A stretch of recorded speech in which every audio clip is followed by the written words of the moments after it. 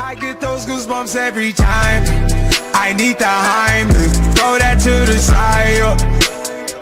I get those goosebumps every time, yeah. When you Greetings technicians, this is Admin Crow here, your coach of the Toronto Star Raptors, bringing you another battle of the PCL, the Pokemon Champions League. This week is the final week for the regular season of the PCL.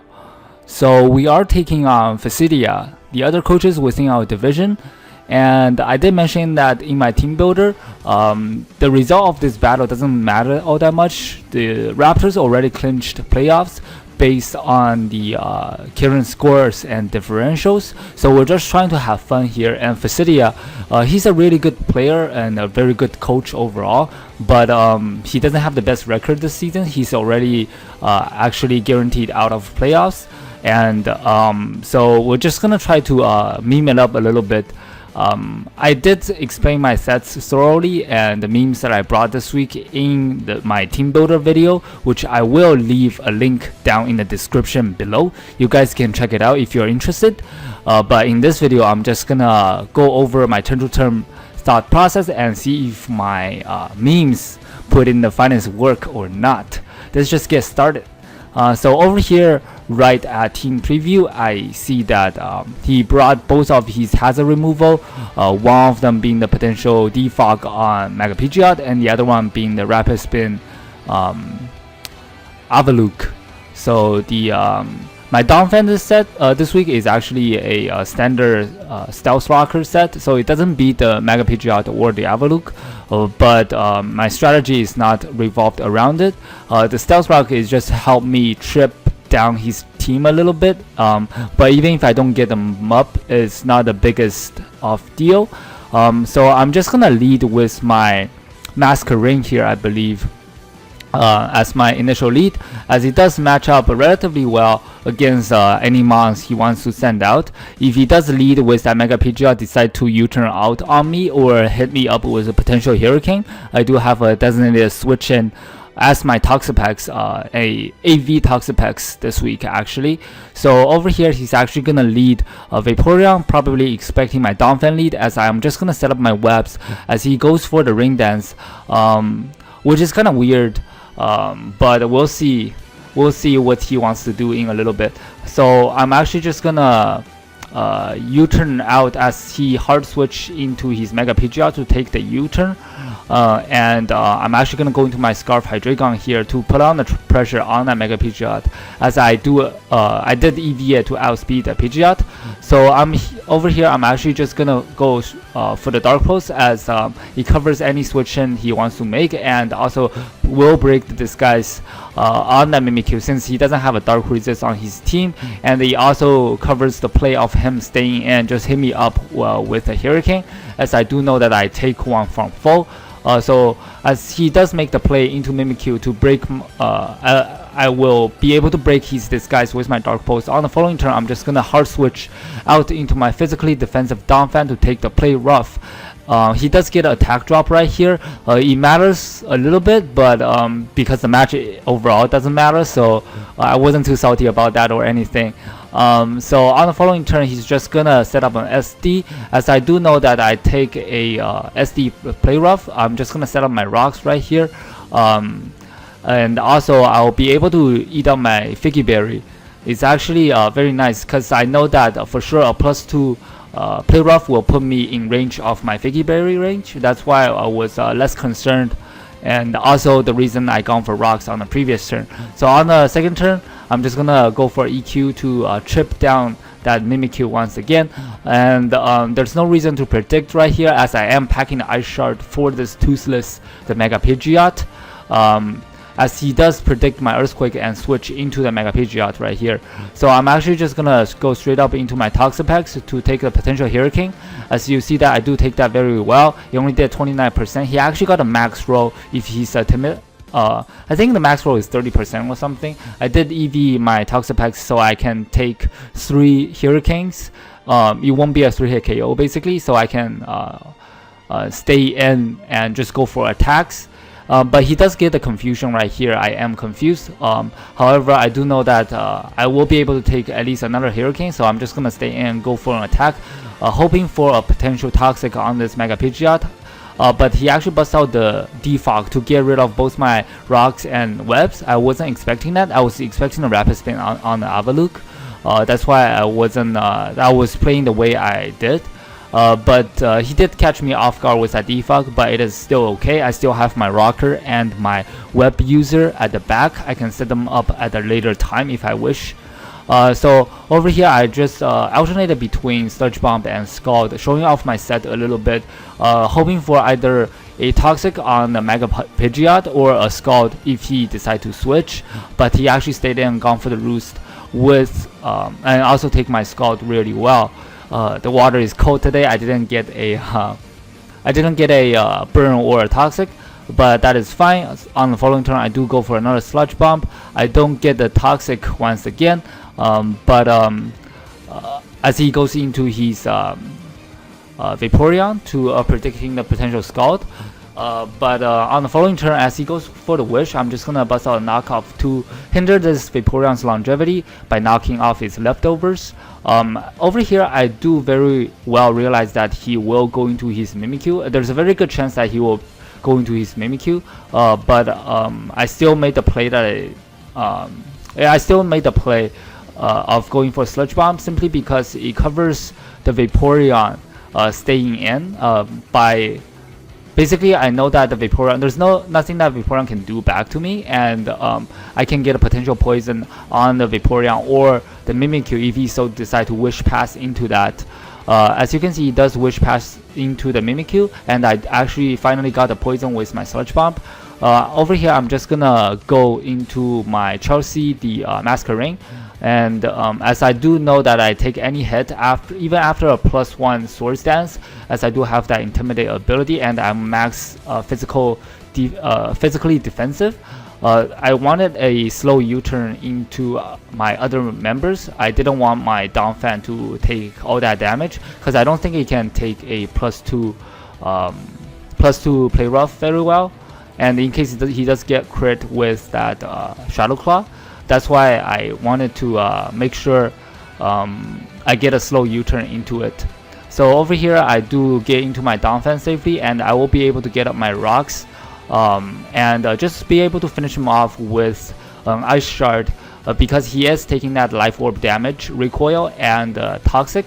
I actually sort of I didn't calc it, but I was actually expecting it to get knocked out by the Ice Shard on the following turn. The crit did not matter. I'm a Donphan with 120 base attack, and even if I didn't crit, even if I didn't knock him out, it will still be a double down right here because he won't live the poison and Life Orb damage.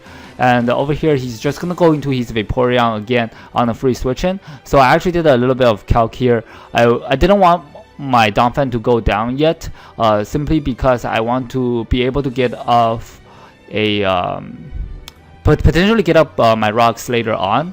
But because the percentage that my Masquerain is at, I actually don't live a Scald.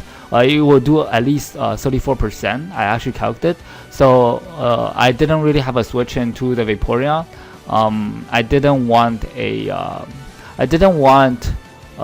go into my Hydreigon or my Victini. Obviously not the Victini because the set I am, but I didn't want to go into my Hydreigon simply because I want Victini in against this. So over here I'm actually gonna go into my Chelsea instead of the Victini, even though my Victini is designed to set up on this, but I also want my Chelsea to be, my Masquerain to be at more healthy, more I guess more basically a healthier condition, because I still needed to take on the Hoopa. this might sound a little bit weird, but I need a tier 5 mon to take on a tier 1 threat with the highest attack among almost all the Pokemon that's allowed in the league format. But looking at his team right now, right, there are only 2 Pokemon that I can potentially roost off on. One of them being the Avaluk, and the other one is the Vaporeon. So I figured this might be my best opportunity to get off a roost, as I do go for right here safely as he pulls offensive switch into his Mega Pidgeot. My switching is always my Wintel Jr., the Toxapex. as he actually get another confusion with the Hurricane. So this time around, I don't want to mess around, as I know that he very well may go for a defog right here. It's my turn to make an offensive switch into my Hydreigon, because I don't want to hit myself in confusion. I did get lucky the last time around, but over here, after I forced him out with my Incursion the Hydreigon with Dark Pulse, he actually, because he doesn't have a Dark Resist, right? So his best switching was that Vaporeon. So over here, it actually took me a really long time to decide what play I want to make. I know I can knock this Vaporeon out if I just stay in. I don't know what the role was, but I don't mind going for another Dark Pulse and take a little bit damage from this Vaporeon. But the only reason it was holding me back was because when Victini again was designed to set up on this Vaporeon, if I miss my opportunity, I won't be able to get off my weakness policy. That's why I was hesitant to go for another Dark Pulse. But I don't want to end up losing the game or throwing the game away just because I want to pull off a certain set. That's just my philosophy. Even though I was trying to meme it up and bring some cool sets this game. So I actually stay in, just go for the safer play and go for another Dark Pulse. As he goes for the Scald, I will be able to knock out this Vaporeon on the following turn. So because I am locked into Dark Pulse, this situation actually came into handy where I have to basically get forced out by this Hoopa because my Hydreigon is locked into Dark Pulse. It was preventing me from going for a U-turn, and I want to figure out what type of Hoopa this is. Is it a Trick Room set or is it a Scarf set, etc. So my best switching is actually my Chelsea, the Masquerain. As you can see, he does go for the Drain Punch. This happened in my mock as well because I am immune and resist both of Hoopa's dual stab. The reason he sent in his Hoopa against my Hydreigon, it can only mean one of two things. One is that it's a Trick Room variant and he knows that I am not locked in. The other one is he is packing coverage for my Hydreigon, and it very well may be that Drain Punch, which is the best thing he's got against my Hydreigon if he's more of a physical variant. If he's more of a special variant, it's a lot less threatening against me anyways. But I do predict that very well and go into my Chelsea and take that Drain Punch. I actually got back more health than he did to me. He did 5%, like literally, because I am quad resist and he's at -1, and I managed to get back a little bit more health with my leftover. On the following turn, there's no reason for me not to go for a U-turn, as it will do a tremendous amount of damage to that Hoopa U if he does decide to stay in. As he switch out into his Gengar, predicting the bug type move, whether that being the U-turn or the bug buds, I will be able to go into my Wintel Jr. here once again. Because I did EV this thing to take a T-Bolt into a Shadow Ball, it was my designated switch into the Gengar as well. I'm gonna bust out a knockoff right here. As he switched out his Gengar going to that Hoopa U. As you can see, I did knock off an item, and that's when I find out that this Hoopa is indeed Darkinium Z. So I know that for a fact that it's not choice locked. So over here, I actually have no switch into this because I don't know if he's just gonna straight up go for a Darkinium Z, as that's the only way he will be able to knock out my Toxapex from full, or a Dream Punch. So I actually made a safer play into my Hydreigon. As you can see, he actually gone for the Dream Punch right here, predicting my switch into my Hydreigon, as that won't do a lot of damage to my Toxapex.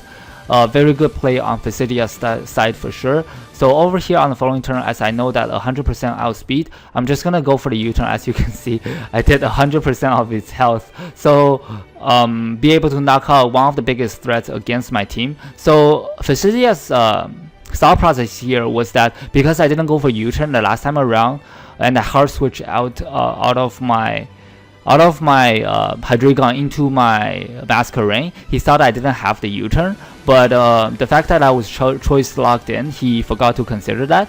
So over here, I'll just be able to go into my Wintel Jr. the Toxapex, as he go into his Avalugg on the free switching, predicting the Sludge Bomb, trying to go for a double out into his Gengar. I understand why he made that play, but it was kind of risky. I actually debated between Sludge Bomb or Knockoff, but I did make the better play, and we'll be able to knock off the Choice Scarf on that Gengar, and even though he did disable my knockoff, so I won't be able to finish him off, I can just go for a Icy Wind on that Gengar to slow down his speed and be able to switch into my other offensive threats to be able to force him out that way. But he did switch back out into his table, his Avaluke, just trying to set up curses on my curses on my Toxapex. This is actually getting a little bit scary, but I do know that I still have that Victini at the back and be able to outspeed hit him up with that blue flare. So I actually stayed in a couple turns with my Toxapex, but I sort of got tired a little bit because I wanted to see what does this Avaluke have as his last move. I'm pretty sure he gets access to Earthquake, so I didn't want my Victini to come in on Earthquake and potentially get O-Code, but he's not showing me his last move right here. He only showed me Curse Protect, and Avalanche, I believe. So I think the last move was actually Recover, but I didn't get him down to a low enough health to trigger that. But I'm just gonna use this opportunity to set up a Flame Charge with my Victini, so I ensure myself outspeed the remaining two members on his roster before I go for the blue flare, knock out that Avaluke, and be able to go for a Bolt Strike, knock out this Mega Pidgeot, and on the final turn going for a Psychic because I didn't want to miss against that Gengar and be able to knock that out as well. So yeah, this is gonna be the end of the regular season for the Raptors. GG to Facidia, and I guess we'll be seeing you guys in the playoffs in a week, because we are having a off week or a bye week for everybody to get a little bit rest in the PCL. I don't know my round 1 opponent yet, but from the way that standing is looking at right now, I believe my round 1 opponent should be Fury. So the coach of Primordial Code Surgers. I finally got that right for once, right? So anyways, yeah, I guess I'll see you guys in the next one. This is gonna be Admin Crow here signing off. See you next time. Goodbye, technicians.